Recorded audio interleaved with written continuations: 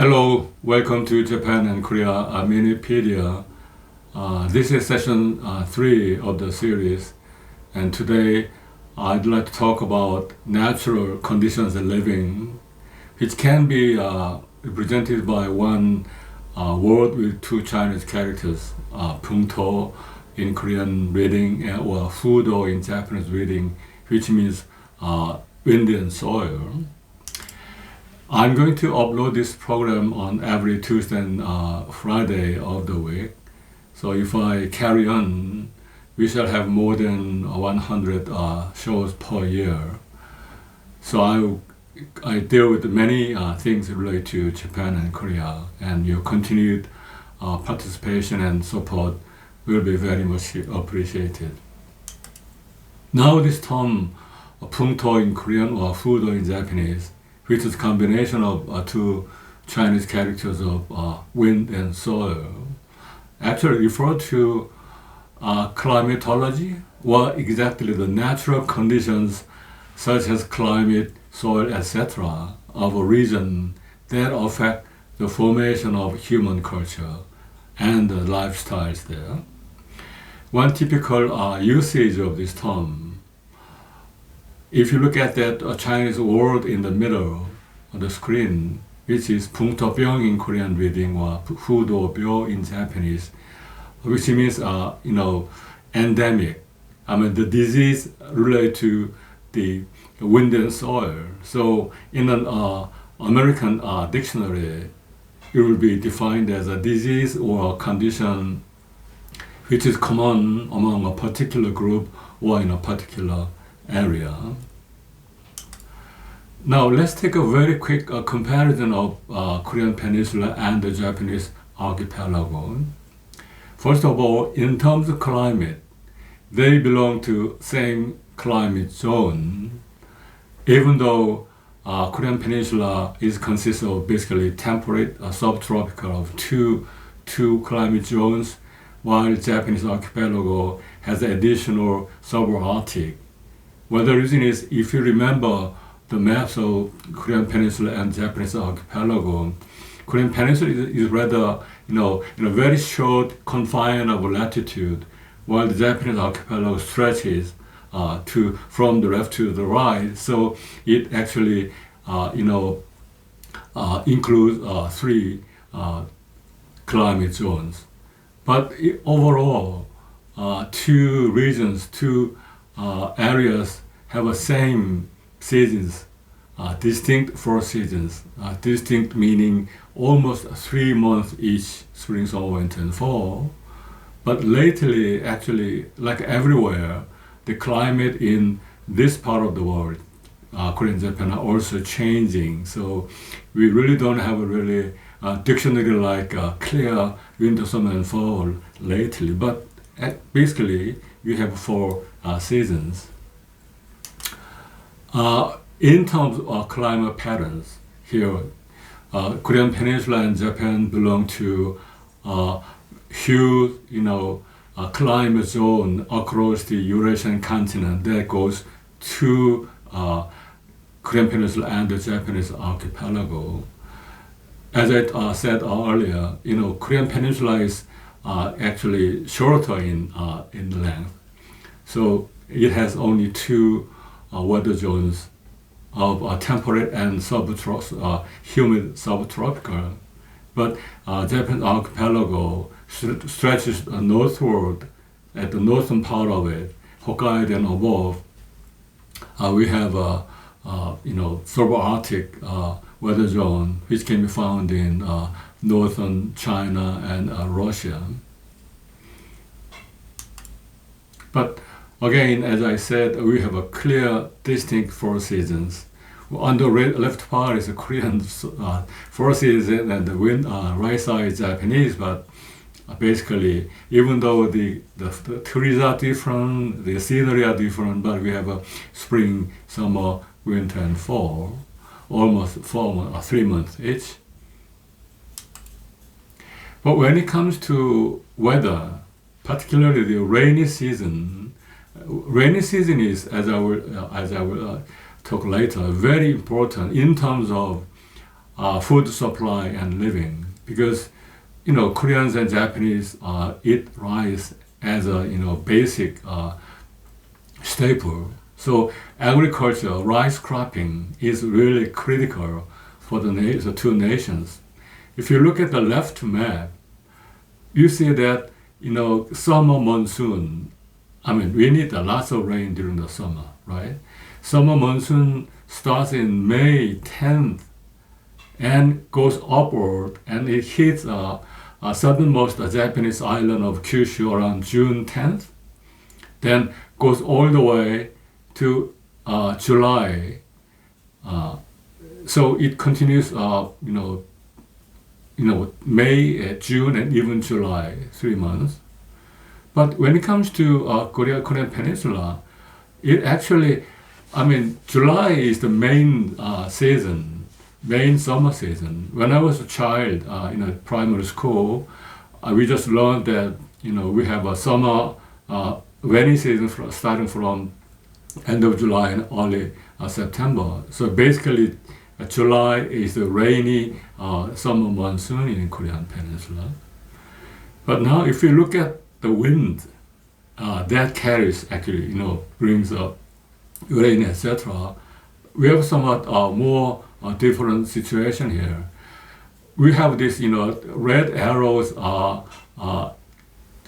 winds, generating from so-called, trade wind. As you know, trade wind is a, wind developing by the turn of the earth.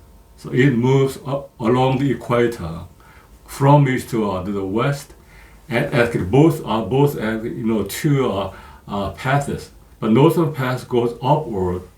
But if the wind goes up, passing by the Chinese continent, it is hit by the cold winter coming from the Eurasian continent. So it turns eastward. So as you see, the summer monsoon weather, with a really thick,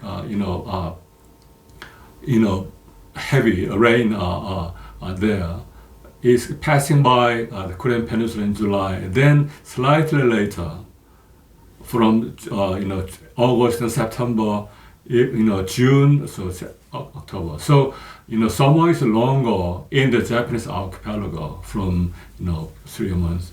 So that's why if you have traveled to Japan, Japanese more humid, have more actually rain during the summer, and also other geographical phenomena such as earthquake, but which we'll talk about later. But when it comes to summer rain, monsoon season, which is critical to the rice cropping, we have slightly different scenes, but basically same pattern. Sorry. Now, two reasons. South Korean Peninsula and Japanese archipelago belong to the wet season irrigated rice. So all this Japanese, Koreans, and Chinese basically depend on rice for their dietary habit and survival. But as you see, the rainy seasons are slightly different. So Japanese archipelago, Korean peninsula belong to the same in a sense culture, civilization, in terms of wet season depend on rice cropping. If you take a look at these two pictures, we have a slightly different scenery here. On the left, we have Japanese farmers, developing the piece of land for seeding rice. But we have a horse, deployed in the labor. On the other hand, the right side is an old picture from Yi Dynasty, 2 or 3 centuries ago. Here we have a farmer, using ox for, in agricultural, labor. The reason why we have a different, we have a same rice cropping pattern, but different uses of animal labor can be explained by the geographical conditions. As we discussed earlier, Japanese archipelago is really full of high mountains, several hundreds mountains of, taller than 2 kilometers. Particularly, so if you go to Japan, we have more horse, cropping agriculture in the north part of it. If you go to south, some regions use oxes. The reason why Japanese depend on the horses, and as I said, because of the high mountains, horses can over the mountains. Also, the patches, the rice patches in the mountains area is quite small, so we really don't have a really huge dependence on animal. So, Japanese ride, from samurai to other soldiers, horseback riding is very important in the Japanese history. On the other hand, horseback riding is quite uncommon. It is only for limited, group of people in the nation. So that's why we have wide, prevalent horse, uses of horses in rice cropping, but oxen in the Korean Peninsula. So now let's compare how Koreans and Japanese eat. How do they live? What kind of nutrition they have? Well, main staple is exactly the same. Koreans and Japanese eat, bowl of rice basically, and supported by side dishes. But as you know, in the modern world, Japan has been a rich country, one of the richest countries in the world, and we all know that Japan has been richer than Korea in terms of national income and per capita income. It still continues, even though the trend is lately changing slightly. But Koreans actually have lower per capita income compared to Japanese. But how come Koreans take more calorie a day? Average calorie intake of Koreans per day is 3,434 kilocalorie compared to Japanese consumption of 2,696. So this is really contrary to the fact that Japanese citizens has a higher income than Korean citizen. I think one explanation can be found in the fact that Koreans eat more meat compared to Japanese. So animal protein is very important. So when it comes to beef consumption, average Korean consume beef a year of 36 pounds compared to 27 pounds, which is far larger. Okay, so protein is so important in human physical formation and development. So this is actually quite remarkable difference. And I don't want to make a really quick, generalization here, but you might have impression that Koreans do quite well in international Olympic Games, all those sports gatherings.